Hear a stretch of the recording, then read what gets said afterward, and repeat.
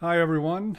After taking a needed week off, I decided to come back with a primer on personality disordered women and the dangers they represent to men. That's coming up on An Ear for Men.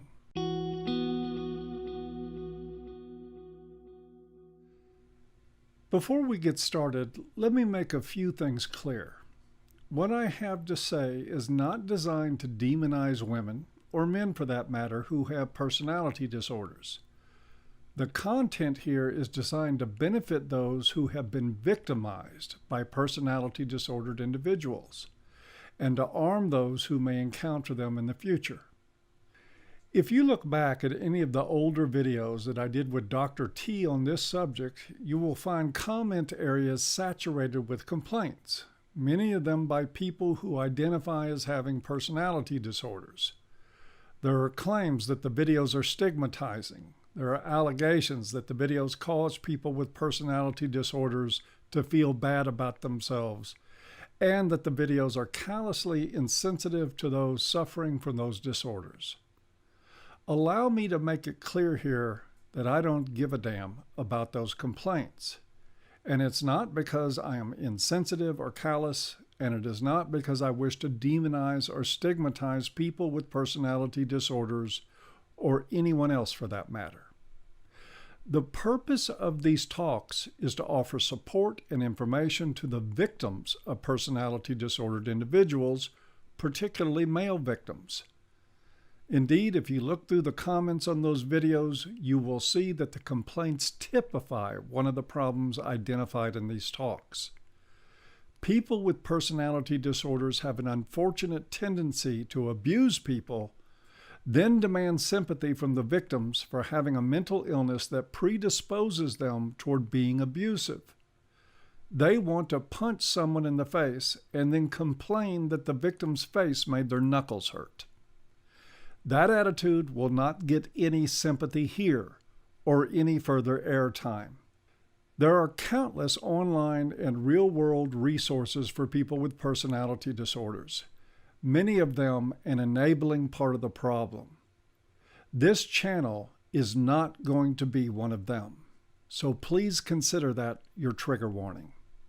I'm going to talk here in straightforward, blunt terms to and about victims, and I mean real victims, namely the people who endure physical and emotional abuse, false allegations, constant drama and hysteria, and the grinding tension that marks the lives of those who live with personality disordered individuals. If you have a personality disorder, I wish you luck in getting the support and treatment you need, but look for it elsewhere. If you choose to come here demanding attention and sympathy in an environment to give those things to the people you victimized, then it is very likely that I will just delete your comments and prevent you from commenting here in the future. Now, let's proceed. The best thing that anyone can do to prevent the havoc a disordered personality can inflict in your life is to prevent contact with them as much as possible. Stay away from people with personality disorders much in the same way you would stay away from heroin addicts, meth heads, pedophiles, and arsonists. In the same way you won't let a junkie have access to your bank account, don't let a BPD have access to your daily living. To do that reliably, you have to know one when you see her.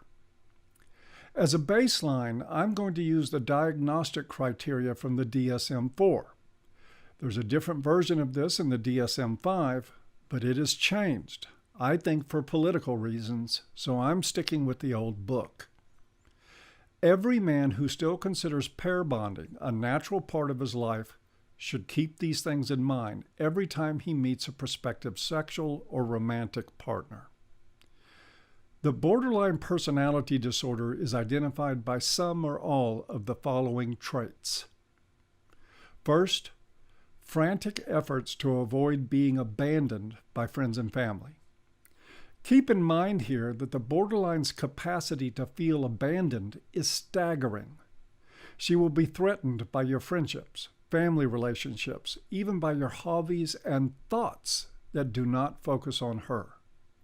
I conducted groups which had borderline members who felt abandoned if I did not take the seat next to them. Some borderlines are so extreme that they will feel abandoned if you check your mailbox without inviting them to go with you. Now, most are not quite that bad, but if you start seeing a tendency for a woman to feel abandoned that does not seem rational to you, pay attention to it.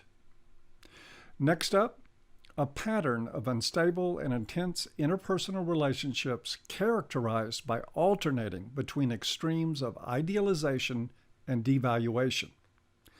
So what does that bit of word salad mean? It means that her relationships are freaking crazy. She loves you one moment more than anything else in the world. She idealizes you and puts you on a pedestal. Then, the moment she perceives anything in you that triggers her abandonment reflex, she knocks you off that pedestal and hates the ground you walk on. This is particularly dangerous because when she is in the devaluation state, she is capable of doing anything to punish you for disappointing her. This can include anything from verbal abuse to physical attacks and false allegations. If you see this pattern in her, you don't need the rest of this video to convince you to run, but let's cover it anyway. Next up, identity disturbance, markedly and persistently unstable self-image or sense of self. Translation, borderlines tend to not know fuck all about who they are. This comes with its own problems both for the BPD and those around them. The intrapersonal confusion contributes to wild mood swings that typically result in someone taking the brunt. If you're in the vicinity, that someone is likely to be you. If you think you're the exception, you're being foolish. The takeaway? If she seems unpredictable, it is because she is. You can never know when or where the sudden blow-up is coming, just that it will. Next up, impulsive behaviors that can have dangerous outcomes, such as excessive spending, unsafe sex, substance abuse, or reckless driving. Now, of course, this is bound to happen with borderlines. It is where we just start getting into the deep end of the crazy pool. That wild, crazy sex that attracted you to her? Don't kid yourself that you're the only pony she's going to ride. Borderlines are often attractive and highly sexual. You can see it in the woman who wears come fuck me pumps, excessive makeup, and skin-tight clothing to work in an office. There's a hint here. If she works in a law firm and dresses like she works in a brothel, add it to the diagnostic criteria. She's probably a borderline. That is the hook for so many of them. They lead with a highly sexualized persona and will be the first to allege sexual impropriety on your part when, and not if, you fall out of favor. It does not exactly take spidey sense to figure this out. By the way, don't get in a car with a borderline driving. One nosedive into her abandonment issues and you could end up as a hood ornament. Don't even put it past her to pick a fight so she can turn into a deranged Dale Earnhardt behind the wheel. Now, if you're nuts enough to be attracted to this brand of insanity, and more than a few guys are, more power to you. But know it can end very badly. Please be kind enough to warn your friends and family that you intend on going down with the ship. Next up, suicidal and self-harming behavior. Suicidal ideation and self-mutilation aren't just an expression of the borderline's misery. They are also tools for manipulation and emotional blackmail. I once drove 300 miles to visit a friend. We were going to watch the Super Bowl together in a sports bar 2 miles from his home. He showed up in the middle of the third quarter because his girlfriend was threatening to kill herself if he went. She finally relented and gave her blessings after she knew she had ruined the event for both of us. If you're more than 17 or 18 years old, you've likely either experienced something like this or know someone who has. Controlling you with threats of self-harm is her ace in the hole. And yes, This is a nightmare for her too, which she will remind you is the only thing you're allowed to talk about the moment you get tired of the manipulation. If she tells you those marks on her forearms are chickenpox scars, do yourself a favor by suspending belief, else the scars will eventually make their way to you. Next, periods of intense depressed mood, irritability, or anxiety lasting a few hours to a few days. Since the focus here is on you, the only thing I have to say about this is look at your life. Living with a borderline will produce exactly those results for you. Expect to be depressed, on edge, and anxious, not for hours or days, but constantly. If you ended up killing yourself after a few years living with a borderline, you would not be the first or last. Next, chronic feelings of boredom or emptiness, which she will fill with one drama after another, mostly with her as the main character and you as the supporting actor and pincushion. She will have other ways of breaking that boredom too, like doing drugs, drinking and driving, maybe banging your friends. That is, if you have any that she's not run off. Borderlines are constantly plagued by emptiness and boredom, which is unfortunate because they don't have any real capacity for either. Next, inappropriate, intense, or uncontrollable anger, often followed by shame and guilt. First of all, inappropriate and uncontrolled anger should be followed by shame and guilt. But don't think her emotional experience of that guilt provides her the moral rudder that it does for most people. The guilt is as transient as her anger. It is just a part of a mood swing, not a corrective emotional state that comes with making mistakes. She will feel guilty for a brief period of time, but will be capable of another tirade in 5 minutes. Finally, dissociative feelings, disconnecting from a sense of identity or out-of-body type feelings, and stress-related paranoid thoughts. Severe cases of stress can also lead to brief psychotic episodes. Okay, now this is wandering into the deepest end of the pool, but it is important to remember that you can drown in the shallow end. It is not the extreme ends of borderline's condition that will get you, but the mildest of their symptoms. The point here is not to make light of what is clearly a disorder that causes great suffering for the person afflicted, but to point out to you that the suffering will not be contained to her. Borderlines don't just feel pain and suffering.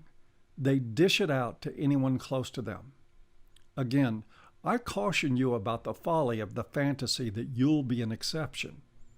You don't have to hate her to get this stuff, and any anger you have toward her is pointless, even if it is justified.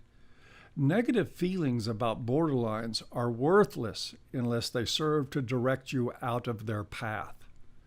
The question is whether their condition mandates that someone like you tolerate their abuse. That, of course, is up to you. But my experience tells me that men who cling to this kind of abusive relationship have their own psychological issues that warrant attention. All we can do from here, though, is inform men of what to look for and leave them the responsibility of making choices that don't land them in a ditch. Well, that's it for today's talk. As always, I hope you've enjoyed, even if you haven't, and see you next time. Okay, guys, time for the Thursday tip. Watch out for the love bombs. If you have a woman telling you after a few hours of shared time that you are the most wonderful person she has ever met and gushing praise for you, recognize it for what it is, one of the alternating swings between idealization and devaluation. This is one of the big tells with borderlines, and just because it is a part of their pathology doesn't mean she isn't doing it for a reason. Being on a pedestal feels good to most people, even if they don't admit it. Love bombing, when you are first getting to know each other, is the building of a pedestal from which she will most certainly knock you off. And just knocking you off won't be enough. When you end up on the ground, and you will, she will jump on you wearing stilettos and grind you into the dust. Much safer to spend time with women who actually want to get to know you before deciding what they think about you. Well, thanks again for watching today. Please give us a like and a share on this video and sub to the channel. For those who want to help us keep doing these videos, there's a link to the Patreon in the low bar. Take care now, guys. Bye-bye.